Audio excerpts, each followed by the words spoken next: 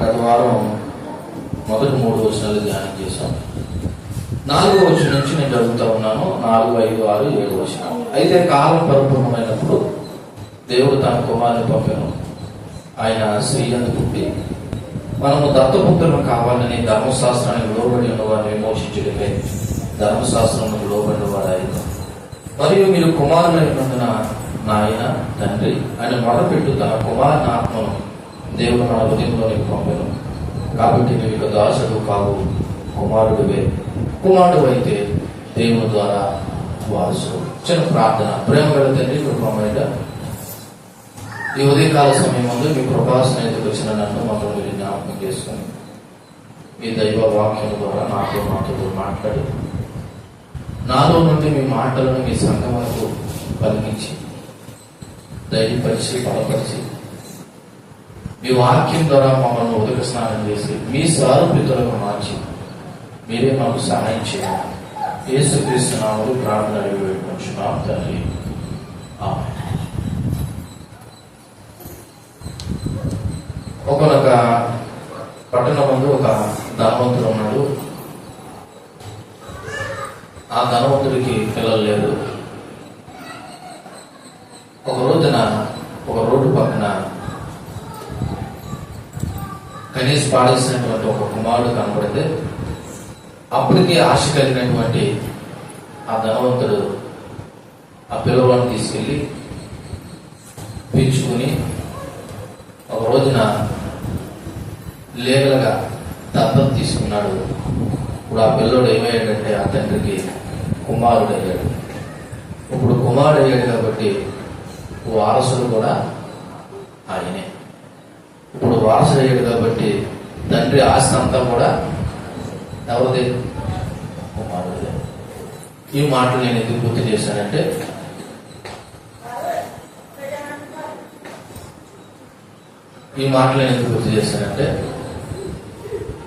ఇప్పుడు మనం చదవబడిన లేఖన భాగంలో లాస్ట్ మాటలు చదవండి. కాబట్టి నువ్వు దాసుడు కావు, కుమారుడివే. కుమారుడు అయితే నువ్వు ఇక ఏంటంట? వారసుడివే. ఈరోజు మన యొక్క వర్తమానం పేరు కుమారుడు అయితే నువ్వు ఇక వారసుడివే. కుమారుడు అయితే నువ్వు ఎవరు? ఇంకా వారసుడివే. ఏ విధంగా వారసుడు ఏంటన్నది ఒకసారి మనం జ్ఞాపకం చేసుకున్నప్పుడు గత వారంలో మొదటి 3 మాటల్లో ఏం జ్ఞాపకం చేసామంటే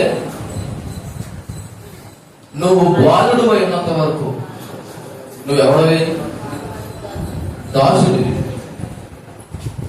బాలుడు అయినంత వరకు అనే మాటకు అర్థం ఏంటంటే నువ్వు దేవుని ఎరగనంత వరకు, బానిసగా ఉన్నంత వరకు నువ్వు ఎవరు అంటే దాసుడివే. కానీ ఈ రోజున నువ్వు బాలుడుగాను దాసుడుగాను ఉండవసరం లేదు. నువ్వు దేవుని కుమారుడు అయితే నువ్వెవడమంట? వారసుడివి. సో దేవుడు ఆ వారసత్వాన్ని మనకి ఇవ్వడానికి ఏ విధంగా తన ప్రయత్నం చేశాడు అన్నది 4వ వచనంలో ఈ విధంగా రాయబడి ఉన్నది. ఏ విధంగా రాయబడి కదా 4వ వచనంలో? అయితే కాలము పరిపూర్ణమైనప్పుడు అని అన్నది. ఈ మాటకి అర్థం ఏంటంటే దేవుని యొక్క జోక్యము మానవాళి పట్ల ఆయన రక్షణ సంకల్పము, ముఖ్యంగా తన పిల్లలను వారసులుగా చేయడానికి తగిన సమయం కొరకు తండ్రి అయిన దేవుడు తన కుమారుని లోకం మీద పంపించడానికి వెయిట్ చేశాడు. ఒక టైం కొరకు వెయిట్ చేశాడు. ఆ వెయిట్ చేసిన తర్వాత కాలం పరిపూర్ణమైంది. ఆయన అనుకున్న సమయము ఆసన్నమైంది కాబట్టి తన కుమారుడిని ఏం చేశాడంట? పంపెను అని రాయబడి ఉన్నది. ఎవరు కుమారుని?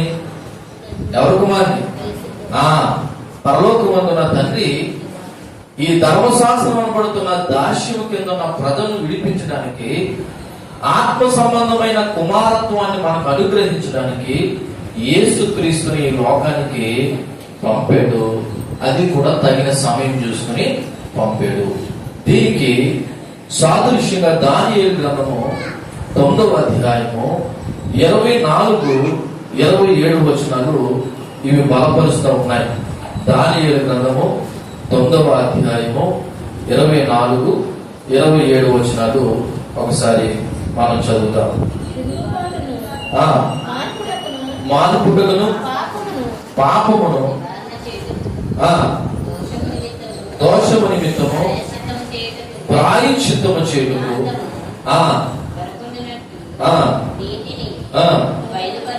బయలుపరచుటకును ప్రవచనమును ముద్రించుటకును అతి పరిశుద్ధ స్థలమును అభిషేకించుటకును నీ జనమునకు పరిశుద్ధ పట్టణము 70 వారములు అంతేనా? యెరూషలేము మరలా కట్టించుటకును చివరిగా 27వ వచనం, అతడు ఒక వారము వరకు అనేకులను నిబంధన స్థిరపరచెను. అర్ధవారములకు బలి నైవేద్యమును నిలిపివేయమని నిలిచి వరకు నాశనం చేయవాడు వచ్చును. నాశనం చేయడానికి రావాలని నిర్ణయించిన నాశనం ముగించే వరకు ఇలాగ జరిగిను. సో 24వ వచనంలో మనం చదవబడినట్లు తిరుగుబాటు మార్పుటకును పాపము నివారణ చేయుటకును దోషాన్ని ప్రాయశ్చిత్తం చేయుటకును యుగాంతవరము నీతిని బయలుపరచుటకును దర్శనమును ప్రవచనము ముద్రించుటకును అతి పరిశుద్ధ స్థలమును అభిషేకించుటకును నీ జనములకు పరిశుద్ధ పట్టణములకు 70 వారములు విధింపబడుటకును ఇవన్నీ నెరవేర్చబడడానికి తండ్రి అయిన దేవుడు తన కుమారుని ఒక కాలం చూసుకుని ఏం చేశాడంటే పంపించాడు అన్న విషయము అక్కడ రాయబడినది. ఎందుకు పంపాడు అంటే యోహాను సువార్త 3వ అధ్యాయము 16వ వచనంలో ఎందుకు దేవుడు ఆ సమయాన్ని ఎన్నుకుని మన కొరకు పంపాడు అంటే యోహాను సువార్త 3:16లో ఉంటది. దేవుడు లోకమును ఎంతో ప్రేమించెను కాక ఆయన తన అద్వితీయ కుమారునిగా పుట్టిన వాని యందు విశ్వసించు ప్రతి వాడు నశింపకుండా ఉండడానికి నిత్య జీవం మనం అందరూ పొందుకోవాలనంట తండ్రి అయిన దేవుడు తన కుమారుని లోకానికి పంపాడు. ఎందుకు పంపాడంట? ఆయన పిల్లలమైన మనము నాశనానికి పాత్రలు కాకూడదని నిత్య జీవం పొందుకోవాలని తన కుమారుని అద్వితీయ కుమారుని అనగా వేరొక కుమారుడు లేడు, ఆయన ఒక్కడే, ఆయనతో సరిపోల్చిన వారు ఎవరు లేరు, తన కుమారుని లోకానికి పంపాడు. మీరు గమనించండి, ఇక్కడ కూర్చున్న ఏ ఒక్కరము కూడా నశించిపోవటం దేవునికి ఇష్టము లేదు. ఆయన మన పట్ల ఎప్పుడో ఒక ప్రణాళిక కలిగి నిన్ను నన్ను తన సారూప్యతలకు మార్చడానికి తండ్రి అయిన దేవుడు చేసిన పని ఏంటంటే తన కుమారుని లోకానికి పంపాడు. అయితే ఇక్కడ కాలము సంపూర్ణమైనప్పుడు పరిపూర్ణమైనప్పుడు అన్న మాట ఎందుకు రాయవలసి వచ్చిందంటే ఒకసారి చారిత్రకంగా ఆలోచన చేస్తే ఆనాటి కాలంలో ఆ రోమా సామ్రాజ్యం కానీ లేకపోతే యూదుల యొక్క సంస్కృతి కానీ ప్రపంచం అంతా కూడా చాలా అద్భుతంగా ఒక అనుకూలంగా సానుకూలంగా, అంతేకాదు రోడ్లు కూడా అంతటా విస్తరించి ఇదే సమయము ఒకవేళ దేవుడు తన కుమారుని పంపిస్తే తన సువార్త స్ప్రెడ్ అవ్వడానికి. రెండోది, అప్పటికే యూదులు ఒక దేవుడు ఒక్కడైనా ఒక వేదాంతాన్ని వర్ణిస్తూ మెస్సయ్య రాక కొరకు ఎదురు చూస్తున్నారు. ఎవరు రాక కొరకు ఎదురు చూస్తున్నారు? మెస్సయ్య. ఇంచుమించు మలాకి గ్రంథము నుండి యేసు ప్రభు పుట్టేంత వరకు కూడా వాళ్ళకి ఒక నాయకుడు దారి తెన్ను తెలియకుండా వాళ్ళ జీవితాలు కొనసాగుతున్నాయి. ఇటువంటి సమయంలో మెస్సయ్య గారి వస్తే బాగుంటుందని ఆశ కలిగి ఉన్నారు ఒక పక్క యూదులు, ఒక పక్క ఏమో ఆనాటి రోమా సామ్రాజ్యము మరి స్థిరంగా ఉండి రహదారులు విస్తరింపబడి అన్ని సౌకర్యంగా ఉన్నాయి. ఇదే అనుకూలమైన సమయం కింద దేవుడు భావించి, అలాగని దేవుడు భావించాడని కాదు కానీ ఇవన్నీ సమకూర్చబడ్డాయి. రైట్ టైంకి దేవుడు తన కుమారుని పంపాడు. అక్కడ రాయబడిన మాట మళ్ళా చదువుతాం. గలతీ రాసిన పత్రిక 4వ అధ్యాయము 4వ వచనంలో కాలము పరిపూర్ణమైనప్పుడు దేవుడు తన కుమారుని పంపాడు. అది ఎలా పంపాడు అనడానికి ఇక్కడ చిన్న ఎగ్జాంపుల్ గా, ఆయన స్త్రీ యందు పుట్టి మనము దత్తపుత్రులం కావాలని ధర్మశాస్త్రానికి లోబడిన వారిని విమోచించుటకై ధర్మశాస్త్రానికి లోబడిన వాడాయను. అంటే ఆయన పుట్టిక కూడా ఎలా పుట్టాడన్నది చెప్తున్నాడు. స్త్రీ యందు పుట్టి, అదేంటి అందరూ స్త్రీ యందే కదా పుడతారు అంటే ఆ విధంగా రాయడానికి కారణం ఏంటంటే పురుషుడు ప్రమేయం లేదని చెప్పడానికి. యేసు ప్రభు యొక్క జనన విషయంలో ఎవరు ప్రమేయం లేదు? ఈ లోక సంబంధమైన పురుషుడి యొక్క ప్రమేయం లేదు. పరిశుద్ధాత్మ యొక్క సహాయంతో ఆయన స్త్రీ ఎందుకు పుట్టాడు. ఎందుకు పుట్టాడంటే మనము దత్తపుత్రులు కావాలంటే ఏ పుత్రులు ఈ మధ్య ఈ డైలాగ్ బాగా వినపడతా ఉంటారు. కానీ దేవుడు మన పట్ల ఆశ కలిగి మనము దత్తపుత్రులు కావాలని ఆయన ధర్మశాస్త్రానికి ఏం చేశాడంట, లోబడ్డాడు. ఎందుకు లోబడ్డాడంటే ధర్మశాస్త్రానికి, ధర్మశాస్త్ర దాస్యం కింద ఉన్న మనల్ని విడిపించాలంటే ముందు ఆ విడిపించేవాడు ధర్మశాస్త్రానికి ఏవాడాలి, లోబడాలి. ఆ మాటని ఇంకా కొద్దిగా మనం వివరంగా ఆలోచన చేద్దాం. ఒకసారి ఆదికాండము 3వ అధ్యాయము 15వ వచనం చదువుతాం. ఆదికాండము 3వ అధ్యాయము యేసు ప్రభు ఎందుకు స్త్రీ యందు పుట్టాడు అన్న దాని గురించి మాట్లాడితే, స్త్రీ ఆమె సంతానమునకు వైవిధ్యము కలిగి చేసిందను, అది నిన్ను తల మీద కొట్టను, దాన్ని మడిమి మీద కొట్టదు అని చెప్పాడు. ఎవరితో చెప్పాడంటే మాట, దేవుడు పాముతో చెప్తా ఉన్నాడు, సర్పంతో చెప్తా ఉన్నాడు. మరియు నీకును స్త్రీకి నీ సంతానమునకు, అంటే స్త్రీ సంతానానికి నీ సంతానానికి. స్త్రీ సంతానం అంటే ఎవరు? ఇప్పుడు చదవబడ్డట్లు యేసుక్రీస్తు. యేసుక్రీస్తు ఎక్కడ పుట్టాడంటే స్త్రీ ఎందుకు పుట్టాడా, పురుషుడు ఎందుకు పుట్టాడా? స్త్రీ ఎందుకు పుట్టాడు. ఈ ప్రవచన నెరవేర్పు. ఆ రోజు దేవుడు సర్పంతో అన్నాడు, నీకును స్త్రీ సంతానానికి ఏం కలుగుతుంది, వైద్యం కలుగుతుంది. ఇంతకీ స్త్రీ సంతానం అంటే ఎవరు? స్త్రీ సంతానం అంటే ఎవరు? యేసుక్రీస్తునందు పుట్టిన సంతానానికి నీకును వైద్యము కలుగుతుంది అనే మాట నెరవేర్పు. అంతేకాదు యెషయా గ్రంథం 7వ అధ్యాయము 14వ వచనం కూడా ఒకసారి చదివినట్లయితే, యెషయా గ్రంథం 7వ అధ్యాయము 14వ వచనం. మరొకరు మత్తయి సువార్త 1వ అధ్యాయము 23వ వచనం తీసి పెట్టుకుంటాడు. యెషయా గ్రంథం 7వ అధ్యాయము 14వ వచనం చదవండి. కాబట్టి ప్రభువు తానే ఒక సూచన మీకు చూపును, ఆలకించండి, కన్యక గర్భవతి కుమారుని గని అతనికి ఇమ్మానుయేలని పేరు పెట్టు. ఇది ఎప్పుడు చెప్పాడు దేవుడు? యెషయా గ్రంథంలో యెషయా ప్రవక్త ద్వారా ఆనాటి ఇశ్రాయేలు ప్రజలు చెప్పాడు. ఆ ప్రవచనం నెరవేరాలంటే ఇప్పుడు కాలం పరిపూర్ణమైనప్పుడు యేసుక్రీస్తు లోకానికి రావాలో రాకూడదా? రావాలి. కాబట్టి దేవుడు తన కుమారుని స్త్రీ యందు పుట్టింపజేశాడు. అంతేకాదు మత్తయి సువార్త 1:23వ వచనంలో ఏముంది? మత్తయి సువార్త 1:23వ వచనంలో కూడా ఏముంది?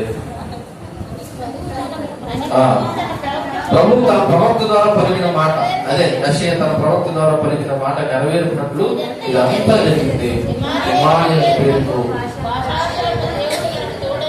అర్థము. కాబట్టి దేవుడు తన కుమారుని పంపాడు. ఇక్కడ ఇంకొక మాట, ఆయన ధర్మశాస్త్రానికి లోబడిన వాడు అయ్యాడని మాట ఉంది. యేసు ఒక యోధ కుటుంబంలో పుట్టాడు. ఫస్ట్ ఆయన ఏ కుటుంబంలో పుట్టాడు? యోధాయ కుటుంబంలో పుట్టాడు. యోధాయ కుటుంబంలో పుట్టిన వారందరూ దేని పాటించాలి? ధర్మశాస్త్రాన్ని పాటించాలి. ఎందుకంటే అప్పటికి ఇంకా యోధా ప్రజలు దేని కింద ఉన్నారు? ధర్మశాస్త్రం కింద ఉన్నారు. యేసు ప్రభు తన బోధన ప్రారంభించి ఆయన మన కొరకు మరణించి తిరిగి లేచిన తర్వాత మన విమోచన కలిగింది. ధర్మశాస్త్రం నెరవేర్చబడ్డది. ధర్మశాస్త్రం ఏం చేయబడ్డది?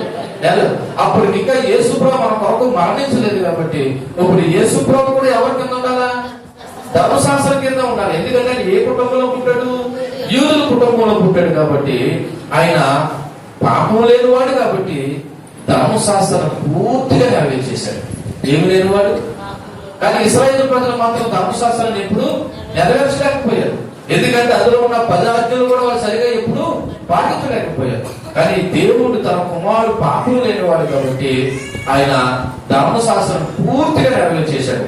అందుకే ఆయన అంటాడు, ఇదే మత్తయి సువార్తలో ఒకసారి మీరు చూడండి, 5వ అధ్యాయము 17వ వచనం. 5వ అధ్యాయం 17వ వచనంలో, ధర్మశాస్త్రములైనను ప్రవక్తల వచనములైనను వచ్చిందని తలంచవద్దు, నెరవేర్చుడికే గాని నేను కొట్టివేయడానికి రాలేదని ప్రభు చెప్తున్నాడు. ఆయన ధర్మశాస్త్రాన్ని ఏం చేయడానికి వచ్చాడంట? నెరవేర్చడానికి వచ్చాడు. కొట్టివేయడానికి రాలేదు. నెరవేర్చిన తర్వాత ఇక దాంతో మనకు పని లేదని చెప్పాడు. ఒకటో తరగతి చదివిన తర్వాత ఒకటో తరగతితో పని ఏంటి? మనకి వెంటనే ఎక్కడ పోవాలని చూద్దాం? 2వ తరగతిలో పోతాం. 10th పాస్ అయిపోతాం. మళ్ళీ 10th పని ఏంటి? నెక్స్ట్ క్లాస్ లో పోతాం. ఇప్పుడు యేసు ప్రభు ధర్మశాస్త్రాన్ని నెరవేర్చేసిన తర్వాత ఇక ధర్మశాస్త్రంతో పని ఏంటి? ఆ నెరవేర్చుకోవడంతో పని. ఎవరు నెరవేర్చారు? యేసుక్రీస్తు నెరవేర్చారు. కాబట్టి అందుకే ఎబ్రియులకు రాసిన పత్రిక 4వ అధ్యాయము 15వ వచనంలో ఏ విధంగా రాయబడి ఉన్నది? ఎబ్రియులకు రాసిన పత్రిక 4వ అధ్యాయము 15వ వచనం చూడండి ఒకసారి. మన ప్రధాన యాజకుడు మన బలహీనత ఎందు మనతో సహానుభవం లేనివాడు కాదు గాని సమస్త విషయంలోనూ మనవలే శోధింపబడినను ఆయన పాపము లేనివాడిగా ఉండేను. ఏం లేనివాడిగా ఉండేను? పాపము లేనివాడిగా ఉన్నాడు. కాబట్టి ఆయన ఏం చేశాడంట? ధర్మశాస్త్రాన్ని నెరవేర్చాడు. అంతేకాదు ధర్మశాస్త్రజ్ఞంలో ఉన్న వారందరినీ కూడా ఆయన ఏం చేశాడంటే విమోచించాడు. ఏం చేశాడంటే విమోచించాడు. ఎలా విమోచించాడు? ఇందాక చదువున్నట్టు ధర్మశాస్త్రాన్ని నెరవేర్చడం ద్వారా. ఇప్పుడు చెప్పండి, ఇవన్నీ ఎందుకు చేశాడు తెలుసా? బానిస బ్రతుకుల నుండి. మనం ముందు చదివాం కదా, నువ్వు కుమారుడు అయినంతకాలం ఎవరితో సమానం? దాసుడితో సమానం, బానిసతో సమానం. కాబట్టి ఇప్పుడు ఆ బానిసత్వంలో నుండి మనం విడిపించాలని దేవుడు ఏం చేశాడంటే ధర్మశాస్త్రాన్ని అంతటినీ నెరవేర్చాడు. ఇదే గలతీయులకు రాసిన పత్రిక 3వ అధ్యాయం 13వ వచనంలో కూడా ఆ మాట రాయబడి ఉన్నది. 3వ అధ్యాయం 13వ వచనంలో ఏమనుంది? ఆత్మలో వచ్చిన వాగ్దానము విశ్వాసం వల్ల మనకు లభించినట్లు అబ్రహాము పొందిన ఆశీర్వచనము క్రీస్తు యేసు ద్వారా అన్యజనులు అనబడుతున్న మనకి కలుగుటకే క్రీస్తు మన కోసం శాపమై మనలను ఎక్కడి నుండి విడిపించాడట? ఎక్కడికి విడిపించాడట? ధర్మశాస్త్రం యొక్క శాపము నుండి విమోచించెను. దేవునికి మహిమ కలుగును గాక. ఎక్కడి నుంచి విడిపించాడంటే మనల్ని? ధర్మశాస్త్రం యొక్క శాపము నుండి దేవుడు మనల్ని విడిపించాడు. అందుకే ఆయన కాలం సమయం పరిపూర్ణమైనప్పుడు స్త్రీ యందు పుట్టి మనము ఆయనకు తప్ప పుత్రులు కావాలని ధర్మశాస్త్రానికి లోబడి ధర్మశాస్త్రంగా ఉన్న వారిని విమోచించడానికి ఆయన ధర్మశాస్త్రానికి లోబడ్డాడు. దేవునికి మహిమ కలుగును గాక. ఈ 4-5 వచనాల మనం నేర్చుకోవాల్సిన పాఠం ఏంటంటే, ఫస్ట్ ఇక్కడ ఉన్న మన అందరికీ కూడా ధర్మశాస్త్రం నుండి విముక్తి కలిగింది. దేని నుండి విముక్తి కలిగింది? ధర్మశాస్త్రం మనకు పని లేదు కదండి. ఇప్పుడు మనకు దేని నుండి పని అంటే లోక సంబంధమైన ఆచారాల నుండి మనకి ఏం కలిగింది? విముక్తి కలిగింది. మరలా చెప్తున్నాను, ఇక్కడ ఉన్న సంఘమైన మీరు నిజంగా మీరు వాక్యాన్ని ప్రేమించేవారైతే, దేవుని ప్రేమించేవారైతే వాళ్ళ చెప్పారని వీళ్ళని చెప్పారని ఏ లోక సంబంధమైన ఆచారం చేయకండి. నేను మరలా గుర్తు చేస్తున్నాను. నేను అందుకే ముందుగా చెప్పాను, మీరు దేవుని పిల్లలైతే సంఘం అయితే అనే మాట ఎందుకు వాడేదంటే, దేవుని పిల్లలైతేనే దేవుని వాక్యాన్ని ప్రేమించే వాళ్ళైతేనే ఆ పని చేస్తారు. కాబట్టి మనము ధర్మశాస్త్రం కిందనేమో ఈ లోక సంబంధమైన ఆచారాలు మూఢ నమ్మకాల కింద కూడా మనము లేవు. ఎందుకంటే వీటన్నిటి నుండి దేవుడు మనకి ఏమి ఇచ్చాడు? విమోచనించాడు కేవలం తన ప్రభు ద్వారా. రెండవది, దేవుడు ధర్మశాస్త్రాన్ని నెరవేర్చడం ద్వారా మనల్ని దత్తపుత్రులు చేసుకున్నాడట. ఏ పుత్రుల్ని? దత్తత తీసుకున్నాడు. నిజానికి ఆయన పిల్లలు కదా, అన్యజనులమైన మనం ఆయన పిల్లలము కాదు. కానీ ఆయన పిల్లలు ఏ విధంగా అయ్యామో తెలుసా? ఆయన విశ్వసించడం ద్వారా ఇప్పుడు ఆయన పిల్లలు అయ్యాం. చదివాం కదా, యోహాను సువార్త 1:12 రాయబడినట్టు, అనగా తన నామమందు విశ్వసించిన వారందరినీ, ఆయన అంగీకరించిన వారందరినీ దేవుని పిల్లలకు ఆయన ఏమిచ్చాడు? అధికారం ఇచ్చాడు. అంటే మనం ఆయన పిల్లలకి ఆయనకి పిల్లలు దత్తపుత్రులను అయ్యాం. కాబట్టి ఇది కూడా మన వారసత్వాన్ని సూచిస్తుంది. అంతేకాదు, ఎప్పుడైతే వారసం అయ్యామో దేవుడికి మనకు గుర్తింపు వచ్చింది. ఏమొచ్చింది? గుర్తింపు. ఇందాక మీకు చెప్పిన ఉదాహరణలో ఆ పిల్లవాడు ఎదిగిన తర్వాత నువ్వు ఎవడు పిల్లవాడు అని చెప్తే, నేను రోడ్డు పక్కన దొరికినని చెప్తలేదు. వాడు ఏం చెప్తాను తెలుసా? మా నాన్న పలానా సోన్సో అని చెప్తున్నాడు. దానికి కారణం ఏంటంటే ఆ పిల్లవాడు నా తండ్రి ఏం చేస్తున్నాడు? దత్తత తీసుకున్నాడు. అది ఒక ఐడెంటిటీ వచ్చింది. ఆ ఆధార్ కార్డు, ఆ నాన్న పేరు, వాళ్ళ ఊరు అడ్రస్ అవన్నీ అక్కడ రాయబడి, నేను అనాథనే లేదు, పలానా కొడుకునే రాయబడి ఉన్నది. అంటే ఇప్పుడు ఆ పిల్లవాడికి ఏమొచ్చిందంటే గుర్తింపు వచ్చింది. యేసుక్రీస్తు నమ్మిన మనకి కూడా ఏమొచ్చింది తెలుసా? క్రీస్తులో ఒక గుర్తింపు వచ్చింది. అంతేకాదు, ఎప్పుడైతే మనకి దేవుడు యొక్క ఆ పిల్లలకు గుర్తింపు వచ్చిందో ఇక మీదట మనం బానిసలము కాదు. దేనికి బానిసలు కాదు. మళ్ళా చెప్తున్నాను, మనము దేనికి బానిసలము కాదు. 4వది, మనకి క్రీస్తు ద్వారా స్వేచ్ఛ వచ్చింది, బాధ్యత కూడా పెరిగింది. ఏమొచ్చింది? స్వేచ్ఛ వచ్చింది. అంటే బానిసలు కాదన్నాం. ఇప్పుడు మనకి ఏమొచ్చింది? స్వేచ్ఛ వచ్చింది. ఎప్పుడైతే స్వేచ్ఛ వచ్చిందో మన మీద ఏం పెరిగింది తెలుసా? ఒక బాధ్యత పెరిగింది. మీకు అర్థమైన చెప్తా. ఒకవేళ అనాథ ఉన్నాడు,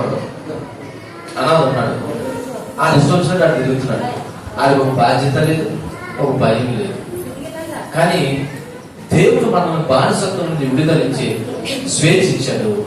కానీ బాధ్యతగా తెలుసా, మనల్ని విడిపించిన వాడికి లోబడి ఉండడము మన యొక్క బాధ్యత. ఇవన్నీ దేవుడు ఎందుకు చేశాడంటే, దేవుడు మనల్ని ప్రేమిస్తున్నాడంటే. ఎవరిని ప్రేమిస్తున్నాడంటే, ఇందాక చదువున్నట్లు దేవుడు లోకమును ఎంతో ప్రేమించాడు. లోకాన్ని ప్రేమించాడంటే మీరు అనుకున్నట్టు ఈ భారతదేశాన్ని, ఈ ఇండియాని అనుకోకండి. ఆయన లోకంలో ఉన్న మనుషులు ప్రేమించాడు. అందుకే గురజాడ అప్పారావు అన్నాడు, దేశం అంటే మట్టి కాదే, దేశం అంటే ఎవరు? మనుషులు. ఇప్పుడు దేవుడు లోకాన్ని ప్రేమించాడంటే, లోకానంటే మీరు అనుకున్నట్టుగా దాన్ని ప్రేమించలేదు, లోకంలో ఉన్న మనుషుల్ని ప్రేమించాడు. ఇవన్నీ మనకి ఎందుకు చేశాడంటే, దేవుడు మన ఎడల కలిగి ఉన్న ప్రేమను బట్టి చేశాడు. దేవునికి మహిమ కలుగును గాక. కాబట్టి మనము 6వ వచనాన్ని చదువుతాం. 6వ వచనం చదవండి. మరియు మీరు కుమారులై ఉన్నందున నాయన తండ్రి అని మొర్రపెట్టు తన కుమారుని ఆత్మను దేవుడు మన హృదయంలోకి పంపెను. ఇప్పుడు 6వ వచనంలో కన్క్లూజన్కి వచ్చాడు. పౌలు ఏమన్నా తెలుసా, ఇప్పుడు మనం ఏమైనామంట? కుమారులమై ఉన్నామంట. ఏమైనామంట? అక్కడ రాయబడ్డ మాట, మీరు లేదా మనము కుమారులమై ఉన్నందున, అనగా క్రీస్తు ద్వారా, విశ్వాసం ద్వారా మనం ఏమై ఉన్నామంటే కుమారులుగా ఉన్నాము. ఇక్కడ మనం అనే మాట వాడాడైనా 6వ వచనంలో మరియు మీరు కుమారులై ఉన్నందున, లేకపోతే మనము ఎక్కడ మనమని ఎక్కడ వాడాడు? 3వ వచనంలో అటువలే మనము బాలులమై ఉన్నాం. ఇప్పుడు ఏమై ఉన్నాము? కుమారులమై ఉన్నాం. మనం ఒకసారి రెండేది తేడా చెప్తున్నాం. అక్కడ ధర్మశాస్త్రం కింద ఉన్నాం కాబట్టి బాలులమై ఉన్నాం. ఇప్పుడు దేవుడు ధర్మశాస్త్రాన్ని ఏం చేశాడు? నెరవేర్చేశాడు. ఇప్పుడు మనం ఏమై ఉన్నాము? కుమారులమై ఉన్నాం. ఇప్పుడు కుమారులమై ఉన్నందున ఇప్పుడు అంట మనము తండ్రిని ఏమన్నామంట? నాయన తండ్రి అని మొర్రపెట్టు తన కుమారుని ఆత్మని దేవుడు మన హృదయంలోకి. చూడండి, దేవుడు ఎంత ప్రణాళికగా మన పట్ల కలిగిన. చూడండి, నా వైపు చూడండి. మన కొరకు ప్రాణం పెట్టాడు ఆయన. ఆయన ఎంత విశ్వాసం ద్వారా మనం పిల్లలుగా చేసుకున్నాడు. ఇప్పుడు పిల్లలైన తర్వాత మనం ఎలా మొర్రపెట్టు ఆత్మను కూడా దేవుడే మనకు పంపించాడంట. మీకు అర్థమైందా? మీరు చేసే ప్రార్థనలు నాయన తండ్రి అని అంటున్నారు చూసారా? అలా మొర్రపెట్టాలనే ఆత్మను దేవుడు మన హృదయంలోకి ఏం చేశాడంట? పంపించాడంట. అక్కడ రాయబడినటువంటి మాట ఒకసారి మనం జ్ఞాపకం చేసుకుంటే, దేవుడు కుటుంబంలో మన స్థానం ఏంటో అర్థమవుతుంది. అంటే దేవుడు దత్తత తీసుకుని విడిచిపెట్టే లేదు. తన కుటుంబంలో మనల్ని ఏం చేసుకున్నాడు? చేర్చుకుని ఏమన్నాడో తెలుసా? మనము దేవుడికి ఎలా ప్రార్థన చేయాలో ప్రార్థించే ఆత్మను కూడా దేవుడు మన హృదయంలో ఏం చేశాడు? పంపాడు. ఉదాహరణకి ఇందాక తీసుకున్న తండ్రి దత్తత తీసుకున్నాడు, కానీ ఆడి సౌకర్యాలు ఏమి పట్టించుకోవట్లేదు. ఆడికి చదువు చెప్పట్లేదు, బట్టలు ఇవ్వట్లేదు, తిండి పెట్టట్లేదు. అటువంటిప్పుడు దత్తత తీసుకుంటే ఏంటి, తీసుకోకపోతే ఏంటి? ఇప్పుడు యేసు ప్రభు ధర్మశాస్త్రం కింద మనం విమోచించాడు, పిల్లలుగా చేసుకున్నాడు. కానీ ఎలా మొరపెట్టాలో ఆయన నేర్పించకపోతే విమోచించిన ప్రయోజనం ఏముంది? అందుకే మీరు కుమారులై ఉన్నందున దేవుడు తన కుమారుని ఆత్మను మన హృదయంలోకి పంపాడు. అంటే ఇక్కడ తన కుమారుని ఆత్మను అనగా పరిశుద్ధాత్మను పంపాడు. దేవునికి మహిమ కలుగునుగా. ఏం పంపాడండి? పరిశుద్ధాత్మను సూచిస్తుంది. యేసుక్రీస్తు ద్వారా, విశ్వాసము ద్వారా దేవుడితో అనగా తండ్రితో సన్నిహిత సంబంధాన్ని ఈ పరిశుద్ధాత్మ ఏర్పాటు చేస్తుంది. తండ్రి అయిన దేవుడితో కుమారుని యొక్క క్రీస్తు ఆత్మ ఒక సన్నిహిత సంబంధాన్ని ఈ పరిశుద్ధాత్మ ఏం చేస్తుందంటే మనలో ఏర్పాటు చేసి మన హృదయంలో నివసించి ఇప్పుడు ఏమని చెప్తుంది తెలుసా? మీరు దేవుని పిల్లలు అని ఒక భరోసా ఇస్తుంది. ఎవరి పిల్లలు అని చెప్తుంది? దేవుని పిల్లలని ఒక డిక్లేర్ చేసింది. దేవుని ఆత్మ దేవుడి సన్నిధానంలో ఆయన శక్తిని విశ్వాసం పడుతున్న మనము అనుభవించే విధంగా దేవుడే తన కుమారుని ఆత్మను మన హృదయంలోకి పంపించాడు. అందుకే ఆత్మ వచ్చి మనల్ని నాయన తండ్రి అని మొర్ర పెట్టుకునే విధంగా దేవుడితో ఒక వ్యక్తిగతమైన సంబంధాన్ని ఇక్కడ మనకి ఏర్పాటు చేస్తుంది. దేవునికి మహిమ కలుగును గాక. హల్లెలూయా. చూడండి, మరలా చదువుతున్న 4వ వచనం, మరియు మీరు కుమారులై ఉన్నందున. ఇక్కడ ఉన్న మనం అందరం ఏమై ఉన్నాము అంటే కుమార్తెలు కాదని మీరు అనుకోకండి. కుమారులై ఉన్న చోటన కుమార్తెలు కూడా. ఇది మగాళ్ళకి ఆడవాళ్ళకి మనకు సంబంధం లేదని కాదు. ఇక్కడ మనం ఎప్పుడైతే ప్రభువుని విశ్వసించామో మనం దేవునికి ఏమైపోయామంట, కుమారులను కుమార్తెలు అయిపోయాము. అలా అయిపోయాం కాబట్టి ఇప్పుడు నాయన తండ్రి అని మొర్రపెట్టు తన కుమారుని యొక్క ఆత్మను దేవుడే మన హృదయాల్లోకి పంపెను. ఇక్కడ నీ ప్రమేయం కానీ నా ప్రమేయం కానీ ఏమీ లేకుండానే దేవుడు కృప చూపించి, అయ్యో నా పిల్లవాడు నాతో మాట్లాడాలి కాబట్టి. ఇలా చూడండి, చిన్న పిల్లవాడు నడలేకపోతే మనం ఏం చేస్తాం, నడిపించడమో ఎత్తుకోవడమో చేస్తాం. తండ్రి అనే దేవుడు పిల్లలమైన మనకు ఎలా ప్రార్థన చేయాలో తెలియకపోతే ప్రార్థన చేయడానికి కావలసిన పరిశుద్ధాత్మను మన హృదయంలోకి తండ్రి అనే దేవుడు పంపాడట. అంటే రక్షించింది ఆయనే, ఎలా ప్రార్థన చేయాలో నేర్పించేది కూడా ఆయనే. అందుకే శిష్యులు, అయ్యా మాకు ప్రార్థన రావట్లేదంటే ఆయన ఏం నేర్పాడు, ప్రార్థన కూడా నేర్పాడు. ఒకవేళ ఇక్కడ ఉన్న మీరు ఎవరైనా మాకు ప్రార్థన చేయడం రావట్లేదంటే అడగండి దేవుణ్ణి. ఆయన మొర్రపెట్టు ఆత్మను మన హృదయంలోకి పంపాడు. ఇక్కడ ఉన్న వాళ్ళు ఎవరైనా ఒకవేళ ప్రార్థన చేయగలిగితే వాళ్ళ యొక్క స్వశక్తి కాదు, దేవుడే ఆత్మే వాళ్ళకి ఆ ప్రార్థన నేర్పించింది. అంతేనా? మీరు ఎవరైనా ప్రార్థన అబ్బే మేము చాలా బ్రహ్మాండంగా చేస్తామంటే దానికి మా శక్తి అని చెప్పగలుగుతున్నారా? లేదు లేదు. దేవుని ఆత్మే మనలోకి ప్రవేశించి మనకి ఎలాగ మొరపెట్టాలో దేవుడితో మనకు ఆత్మ సహాయం చేస్తుంది. ఈ భోజనం నుండి మనం నేర్చుకోవాల్సిన కొన్ని ముఖ్యమైన మాటలు పరిశుద్ధాత్మని యొక్క పాత్ర. ఎవరి పాత్ర? పరిశుద్ధాత్మని యొక్క పాత్ర. పరిశుద్ధాత్ముడు సహాయం లేకపోతే మనము ప్రభువుని ఎలా ప్రార్థించాలో మనకి తెలియదు. అందుకే కుమారుడైన యేసుక్రీస్తు అంటాడు, నేను వెళ్ళి వేరొక ఆదరణకర్తను మీ కొరకు పంపిస్తాను. నేను వెళ్ళిపోతున్నానని మీరు భయపడకండి.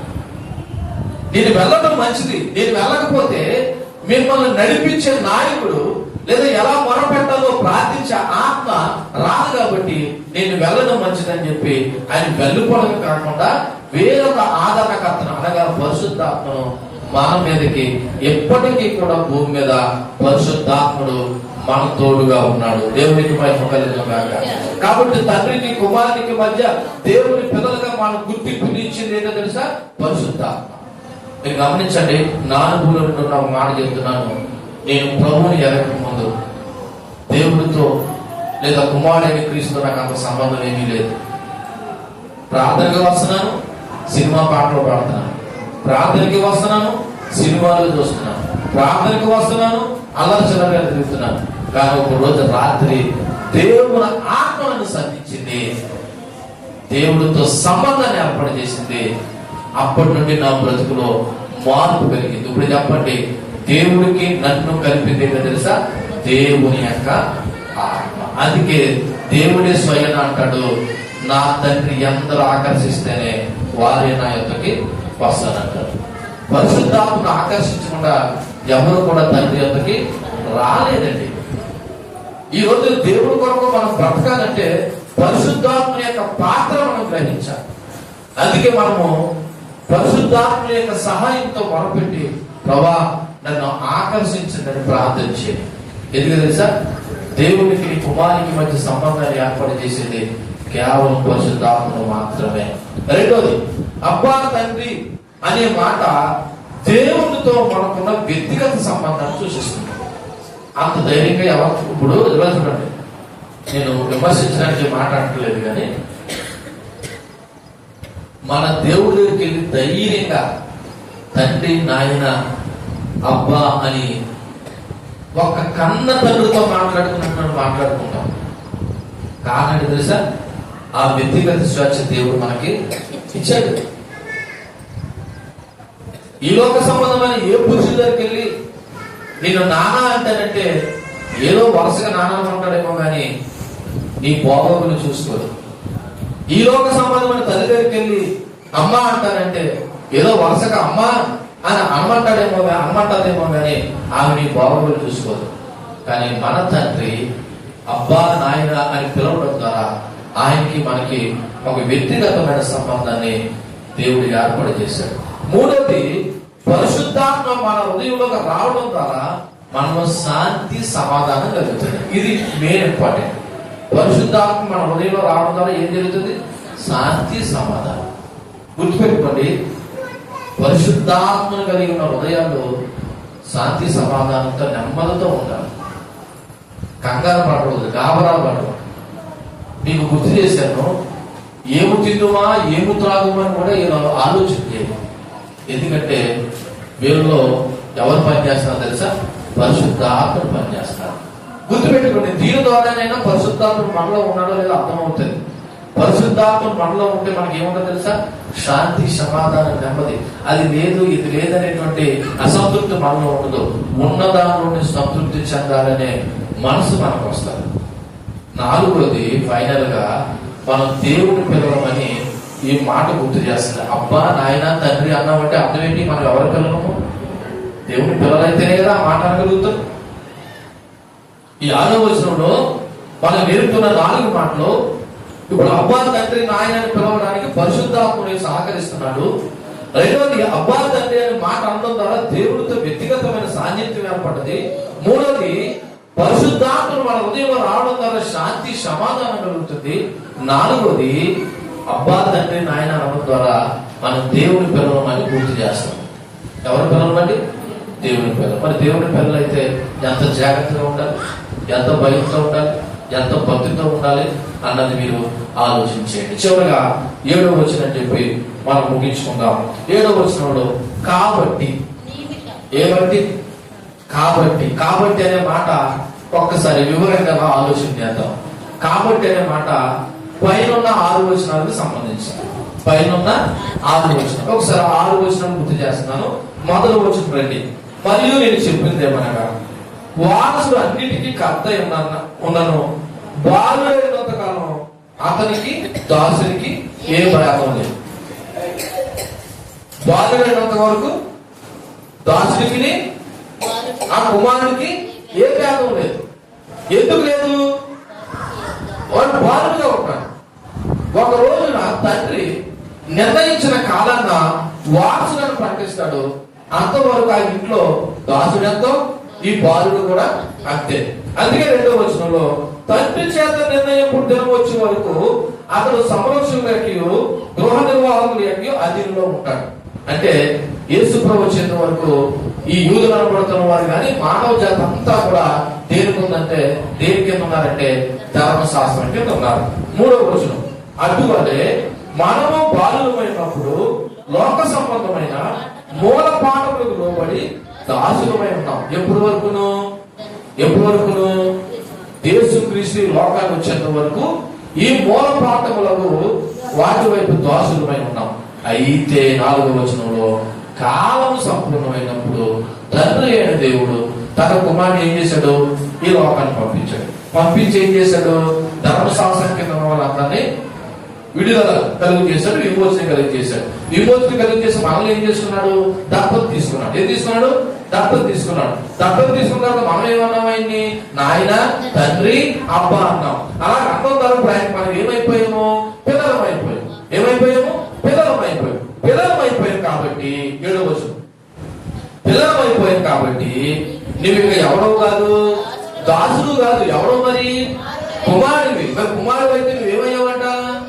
వారసుడివి. ఏంటి వారసుడివి? తండ్రికి సంబంధించినవన్నీ కూడా ఎవరివి? ఇప్పుడు కుమారుడివి. కుమారుడు అయ్యావంటే ఆయన తండ్రికి సంబంధించిన వారసత్వం అంతా కూడా అనుభవిస్తాడు. కాబట్టి నువ్వు ఇక దాసుడు కాదు, కుమారుడివి. ఎప్పుడైతే కుమారుడు అయ్యావో నువ్వు వారసుడివి. కుమారుడికి వారసుడికి ఒక మాట చెప్తాను చూడండి. కన్నందుకు కుమారుడు, దత్తత తీసుకున్నందుకు కుమారుడు. ఇప్పుడు తండ్రికి సంబంధించినవన్నీ కుమారుడు చెందితే ఆడు వారసుడు అయ్యాడు. మీకు విషయం అన్నా, వారసుడు ఇంట్లో 4 అన్నదమ్ములు ఉన్నారు, 4 వారసులే. కానీ ఒక బాధ్యత పెద్దలు కాదు చెప్పారు. ఇప్పుడు యూదుల యొక్క సాంప్రదాయ ప్రకారం వారసులకు ఎన్ని వంతులు అని చెప్పారు? 2 వంతులు. వాళ్ళు కలిగి ఉన్న ఆస్తులు అన్ని భాగం చేస్తే వారసులకు ఎన్ని ఇవ్వాలా? 2 వంతులు ఇవ్వాలి. ఇప్పుడున్న మనం అందరం కూడా దేవుడి పిల్లలమయ్యాము, కుమారులమయ్యాము, బానిసలు కాదు. ఇప్పుడు అల్టిమేట్గా దేవుడికి సంబంధించిన ఆస్తుపాస్తులన్నీ ఎవరికి చెందుతాయి? వారసులకు చెందుతాయి. ఎవరు చెందుతాయి? వారసులు. బయట కానీ ఇస్తారా? ఆ ఇంట్లో వారసులు చెందుతాయి. ఆ తండ్రి ఇష్టాన్ని బట్టి నలుగురుంటే నలుగురికి సమానంగా పంచుతాడు, ఇద్దరుంటే ఇద్దరికి సమానంగా పంచుతాడు. ఒక్కడే ఉన్నాడు అనుకో, మొత్తం అంతా ఎవరిది? అతనిదే. ఎందుకంటే ఆయన వారసుడు. ఇప్పుడు దేవుడు ఫైనల్ గా మనల్ని కుమారులుగా ఉంచలేదు. దేనిగా ఉంచాడు తెలుసా? వారసులుగా ఉంచాడు. వారసులుగా ఉంచాడంటే దేవుడు మన కొరకు ఏదో దాచి పెట్టాడు. దేవుడు మన కొరకు ఏం చేశాడు? దాచి పెట్టాడు. నీ కడుపులు కొడుకు కొడుకులు కూతురు నీకు ఏం దాచిపెట్టడం లేదో తెలియదు, కానీ మన తండ్రి అయిన దేవుడు పరమంది నీ కొరకు నా కొరకు చాలా దాచిపెట్టాడు. నమ్మిన వారు దేవుని స్తోత్రం చెప్పండి. కాబట్టి మనం ఇక బానిసలు కాదు. మోక్షం కోసం మోసే ధర్మశాస్త్రాన్ని పాటించవలసిన అవసరం లేదు. ఎందుకు లేదు? ఒకసారి యోహాను సువార్త 8వ అధ్యాయము 36వ వచనం చదవండి. మనం మోసే ధర్మశాస్త్రాన్ని పాటించవలసిన అవసరం లేదంట. యోహాను సువార్త 8వ అధ్యాయము 36వ వచనంలో, కుమారుడు మిమ్మల్ని స్వతంత్రులుగా చేసిన యెడల మీరు నిజముగా స్వతంత్రులై ఉన్నారు. కుమారుడు మనం ఎలా చేశాడు? స్వతంత్రం చేశాడు. అంటే బానిసలను మనకి ఏం చేశాడు? విడుదల కలిగి చేశాడు. కాబట్టి ఇప్పుడు మనం బానిసగా ఉండవలసిన పని లేదు. మనం ఏమై ఉన్నాము? స్వతంత్రమై ఉన్నాం. కాబట్టి ఇక మీద నువ్వు ఎవడు అంటే కుమారుడివి, కుమార్తెవి. ఈ మాట మనకి ఒక కొత్త గుర్తింపు, నిశ్చయత, శాశ్వత జీవం మనకు భరోసా ఇస్తాం. ఈ మాట యేసుక్రీస్తులో ఒక కొత్త గుర్తింపు వచ్చిందండి, ఒక నిశ్చయత వచ్చిందండి. మూడోది శాశ్వత జీవం కూడా మనకి కలిగింది. ఒకవేళ ఇక్కడ ఉన్న మీరు లేదా నేను, నాకు ఏమీ లేదు, నన్ను చూసేవాళ్ళు ఎవరు లేరు, ఈ భూమి మీద ఉండగా నేను ఏమీ సంపాదించలేకపోయాను అని ఒకవేళ నువ్వు బాధపడితే గుర్తుపెట్టుకో, సంపాదించిన వాళ్ళు కూడా విడిచిపెట్టిపోతారేమో. కానీ ప్రభువుకు నువ్వు కుమారుడు కుమార్తె అయితే ప్రభువుకున్నవన్నీ కూడా నీవే. నమ్మిన వారు మాత్రమే దేవుని స్తోత్రం చెప్పండి. ఏంటి నమ్మడం? ఇక్కడ ఏమైతే లేవనుకుంటున్నావో, అనవసరంగా నా బ్రతుకు ఎలాగైపోయినాను వాళ్ళు.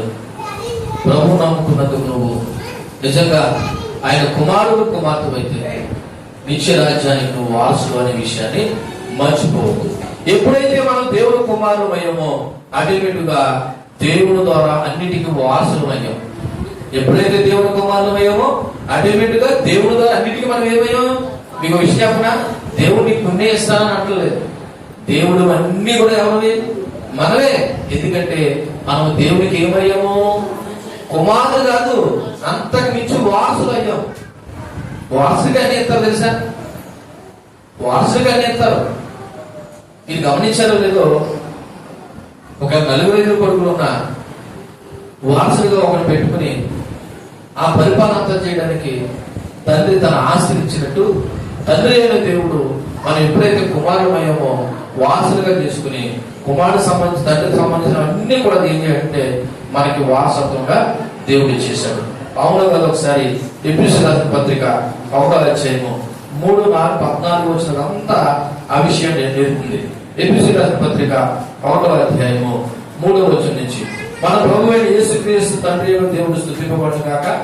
ఆయన క్రీస్తునందు పరలోక విషయంలో ఆత్మ సంబంధమైన ప్రతి ఆశీర్వాదం ఎవరికి ఇచ్చాడంట? నాకన్నాడా? మనకన్నాడా? మనకి. ఎందుకని? మనం ఆయన వారసులు. పరలోక సంబంధమైన ప్రతి ఆశీర్వాదం అంట అది ఎవరికి ఇచ్చాడంట? మనకి ఇచ్చాడు. ఎట్లనగా తన ప్రియుని తన ఉచితంగా మనం అనుగ్రహించిన తన కృపా మహిమకు కీర్తి కలిగినట్లు తన చిత్త ప్రకారం దయా సంకల్పం చొప్పున యేసుక్రీస్తు ద్వారా తన కుమారులుగా స్వీకరించడానికి మనం ముందుగా తన కోసం నిర్ణయించుకుని మనం తన ఎదురు పరిశుద్ధులను నిర్దోషమైనని జగత్తు పునాది వేయబడక మునిపే ప్రేమ చేత ఆయన క్రీస్తు మనలో ఏర్పరచుకున్నాడు. చివరిగా 14వ వచనం, వాగ్దానం చేయబడిన ఆత్మ చేత ముద్రింపబడి దేవుని మహిమకు కీర్తి కలుగుటకే ఆయన సంపాదించుకున్న ప్రజలకు విమోచన. ఎవరు సంపాదించుకున్నా? ఆయన సంపాదించుకున్న ప్రజలకు విమోచన కలుగు నిమిత్తము ఈ ఆత్మ మన స్వాస్థ్యములకు సంచకరువుగా ఉన్నాడు. చూడండి, ఆయన వాగ్దానాలు ఎంత గొప్పవో. అంతేకాదు ఇక్కడ కొన్ని విషయాలు చెప్పి నేను ముగిస్తాను. కేవలం విశ్వాసం ద్వారా మాత్రమే దేవునికి వారసులు కాగలరు. దేని ద్వారా కాగలము? మీకు ఒకసారి మొదటి నుంచి చెప్పుకుంటూ వస్తున్నాను. ఇలా చూడండి, ఈ మాట ఆలోచించండి. మీరు ఎంతవరకు ఉన్న వాక్యాన్ని కొద్దిగా అర్థం చేసుకున్న వాళ్ళు అవుతారు. ఇలా చూడండి, మనము ఫస్ట్ బానిసలు. మనం ఎవరము? బానిసలు. మనకి దేవుడితో ఏ విధమైన సంబంధం కూడా లేదు.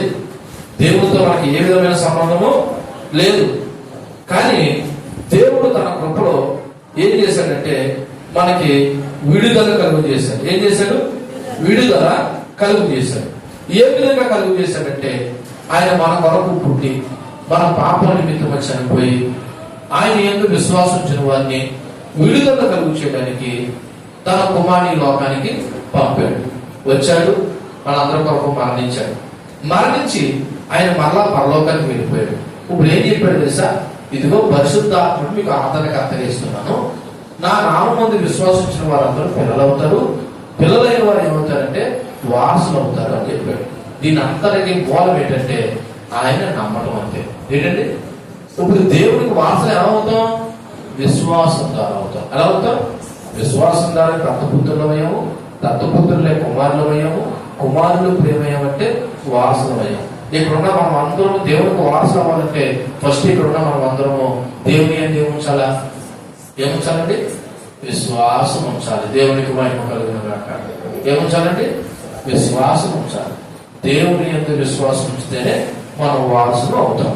తర్వాత కుమారులు వారసులుగా జీవించాలి. పరలోకం తండ్రి యొక్క లక్షణాలన్నీ కలిగి ఉంటారు. ఇప్పుడు దేవుడు వారసులుగా ఎందుకు చేస్తున్నాడు? ఆయన వారసత్వాన్ని నిలబెట్టాలని, దేవుడు మనం వారసులుగా చేస్తున్నాడు. ఇప్పుడు దేవుడికున్న వారసత్వ లక్షణాలు లేదా ఆయనకున్న సుగుణాలన్నీ ఇప్పుడు ఆయన పిల్లలమైన మనం కూడా ఏం చేయాలా? కలిగి ఉండాలి. వాసం అయిపోయిన సకల బుద్ధి కూడా సరిపోదు. ఇప్పుడు ఆయన కలిగి ఉన్న లక్షణాలన్నీ ఆయన పిల్లలు మనం ఏం చేయాలి? కలిగి ఉండాలి. ఫైనల్ గా చెప్పే మాట ఏంటంటే దేవుడిలో సాన్నిహిత కొత్త సంబంధాన్ని ఆయన రాజ్యంలో వారసులుగా మనం ఉండాలంటే విశ్వాసం ఉంచాలి. దేవుడు మనల్ని దాసులుగా ఎంచట్లేదు, బానిసలుగా ఎంచట్లేదు, వారసులుగా ఎంచుకున్నాడు. ఎలా ఎంచుకున్నాడు? వారసులుగా.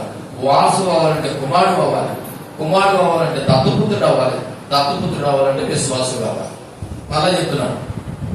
వారసులు అవ్వాలంటే కుమారుడు అవ్వాలి, కుమారుడు అవ్వాలంటే దత్తపుత్రుడు అవ్వాలి, దత్తపుత్రుడు అవ్వాలంటే విశ్వాసం ఉంచాలి. అప్పుడే పరలోక సంబంధమైన ప్రతి వాగ్దానం మనకి కూడా వర్తిస్తుంది. అంతే తప్ప మేము ప్రభు నమ్మేసుకున్నాం అంటే కుదరదు. ఇక్కడ 4 అంచెలు కనపడుతున్నాయి, 4 మెట్లు కనపడుతున్నాయి. మనకు వారసులు కావాలంటే కుమారులు కావాలి, కుమారులు కావాలంటే దత్తపుత్రులు కావాలి, దత్తపుత్రులు కావాలంటే ప్రభుని ఏం చేయాలి? విశ్వసించాలి. విశ్వసించకుండా దత్తపుత్రులు కాలేము, దత్తపుత్రులు కాకుండా దేవుడికి కుమారులు కాలేము, కుమారులు కాకుండా దేవుడికి వారసులు కాలేము. అందుకే 7వ వచనం ఏ విధంగా ఉంచాడు? కాబట్టి నువ్వు ఇక దాసుడు కావు, కుమారుడువే. ఎప్పుడైతే కుమారుడు అయ్యావో దేవుడి ద్వారా నువ్వేమయ్యావు? వారసుడు అయ్యావు అని చెప్తున్నాడు. ఇప్పుడు మనం వారసుడు అయ్యామంటే ఇప్పుడు చెప్పండి, తండ్రికున్న లక్షణాలన్నీ కొడుకు కూతురు కలిగి ఉండాలా లేదా? కలిగి ఉండాలా లేదా? ఇంకో విషయం చెప్తున్నాను. తండ్రికున్న లక్షణాలు మనం కలిగి ఉండాలంటే నువ్వు విశ్వాసం ఉంచకుండా ఇవేమి కలిగి ఉండలేవు. ఏముంచకుండా? ప్రభు నందు విశ్వాసం ఉంచకుండా తండ్రికున్న లక్షణాలు నువ్వేమీ కలిగి ఉండలేవు. ఎందుకంటే దేవుని యందు విశ్వాసించిన వారే దత్తపుత్రులు అవుతున్నారు, దత్తపుత్రులైన వారే కుమారులు అవుతున్నారు, కుమారులైన వారే వారసులు అవుతున్నారు. వారసుడే తండ్రి లక్షణాలు కలిగి ఉంటాడు. మరి తండ్రి లక్షణాలు కలిగి ఉంటేనే మనం ఆయన వారసత్వం నిలబెట్టిన వారు అవుతాం. అందుకే దేవుడు అంటాడు, మిమ్మల్ని బట్టే కదా నా నామం అన్ని జనుల మధ్య దూషింపబడుతుంది. ఎందుకు దూషింపబడుతుంది? వారసులు సకల గుద్దుకుంటున్నాం, కానీ ఆయన కలిగి ఉన్న వారసత్వ లక్షణాలు మనం ఏం చెప్పలేదు, కలిగి ఉండలేదు. ఎందుకు కలిగి ఉండట్లేదంటే దీనికి మూలం ఏంటి తెలుసా? ప్రభు మీద నువ్వు ఏముంచలేదు తెలుసా? విశ్వాసం ఉంచలేదు. ఏముంచలేదండి? విశ్వాసం ఉంచలేదు. విశ్వాసం అనే మాట మీకు సింపుల్ గా కనపడుతుందేమో, కానీ అది ఎంతో గొప్ప మాట తెలుసా? ఎబ్రాయీయులకు రాసిన పత్రిక 13వ అధ్యాయంలో ఉంటుంది. మొదటి వచనంలో విశ్వాసం అనేది నిరీక్షింపబడు వాడి యొక్క నిజ స్వరూపం అంటే ఏంటి తెలుసా? లేకపోయినా ఉన్నదని నమ్మడమే. దానికి ఎగ్జాంపుల్ అబ్రహాము. దేవుడు చెప్పాడు, నేను చూపించుకో దేశానికి అన్నాడు తప్ప ఆ దేశం ఎలా ఉంటుందో, ఎక్కడ ఉంటుందో, ఏ విధంగా ఉంటుందో ఏమీ చెప్పలేదు. వెళ్ళన్నాడు అంతే, వెళ్ళాడు. అంటే ఏం చేశాడు? దేవుడు మాట మీద ఏముంచాడు? విశ్వాసం ఉంచాడు, నమ్మకం ఉంచాడు. విశ్వాసం ఎలా చూడండి, నా వైపు ఎలా చూడండి. ఈ మాట చెప్పి ముగిస్తాం. నువ్వు వెళ్ళబోయే దేశం బంగారంలా ఉంటది. నీకు చేయడానికి కావాల్సినవన్నీ పని చేయడానికి 3 మంది దోతలు ఉన్నారు. నీకు ఏ విధమైన లోటు ఉండదు. నువ్వు తినేసి పడుకోవడం అంటే ఎవరు ఎలాగన్నా ఉంటారు? అన్ని నువ్వు చేసిన తర్వాత ఎలాగన్నా ఉంటారు ఎవరన్నా? ఎందుకని అది ఎలా ఉంటుందో ముందుగా నీకు ఏం చేశాడు? చెప్పాడు తెలియదు. కానీ అది ఎలా ఉంటుందో చెప్పలేదు. కానీ నమ్మావు. నువ్వు ఊహించిన దానికంటే గొప్పగా ఉంది. అప్పుడు నీకు ఏమనిపిస్తుంది తెలుసా? ఎంత గొప్ప రాజ్యాన్ని విడిచిపెట్టేసినా నిజంగా దేవుడు నన్ను ముందుగానే పంపించేసి ఉంటే నేను ముందే వచ్చేదినేమో అనుకుంటాను. ఎందుకు తెలుసా? విశ్వాసం అనేది అంత గొప్పది. కాబట్టి ముగిస్తున్నాను. నువ్వు కుమారుడు అయితే వారసుడివే. వారసుడు అవ్వాలంటే కుమారుడు అవ్వాలి. కుమారుడు అవ్వాలంటే దత్తపుత్రుడు కావాలి. దత్తపుత్రుడు అవ్వాలంటే నువ్వు ప్రభు మీద ఏముంచాలి? విశ్వాసం ఉంచాలి. ఇవేమీ లేకుండా నువ్వు దేవుని యొక్క పిల్లలుగా, కుమారుడుగా, వారసుగా ఉండలేదు. కాబట్టి ప్రభునందరికి విశ్వాసం కావాలని మనం ప్రార్థన చేద్దాం. పరిశుద్ధాత్మ యొక్క సహాయాన్ని కోరుకుందాం. దేవుడి మాట మనలో దీవించి ఫలింపచేయండి గాక. కళ్ళు మూసుకొని ప్రార్థన చేద్దాం.